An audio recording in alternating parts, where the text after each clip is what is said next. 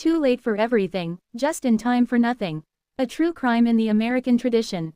The alarm went off at 4:47 a.m., 13 minutes before it was supposed to, because the phone was dying and a dying phone can't keep proper time. Anthony Jr. knew this the way he knew everything about being poor, from the inside, without ever being taught. He silenced it before it woke the neighbors through walls so thin he could hear Mrs. Petrocelli on the other side change the channel at midnight. He lay in the dark for 60 seconds, staring at the ceiling of an apartment he no longer technically had the right to occupy.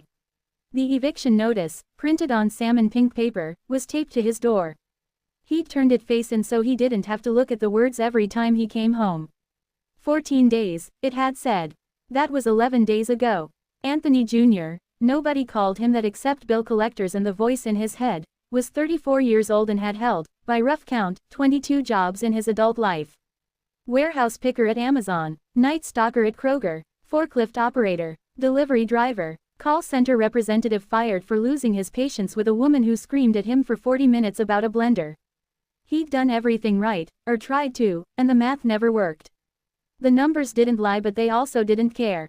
Right now he was running 3 streams simultaneously, the way people who've never been poor think of as admirable hustle and people who have been poor know as just drowning in slow motion.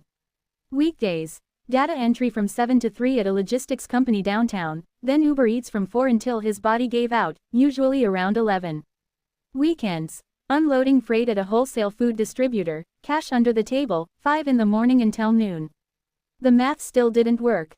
In the margins of all that he was building something, a mobile detailing business cards already printed, logo designed by a guy on Fiverr for $40 he probably shouldn't have spent. He had one regular client, a dentist named Drive Kim who paid him $180 every other Saturday.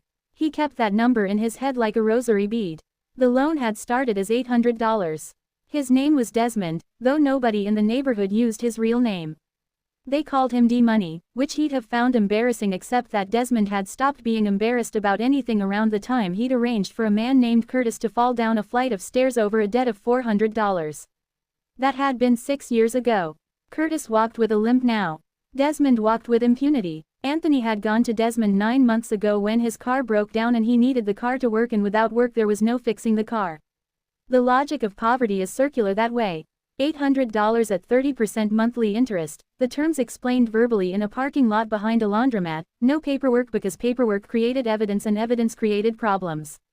9 months. 30% monthly. Anthony had paid back nearly $2,000 across 14 installments and somehow owed, according to Desmond's arithmetic, $1,100 more.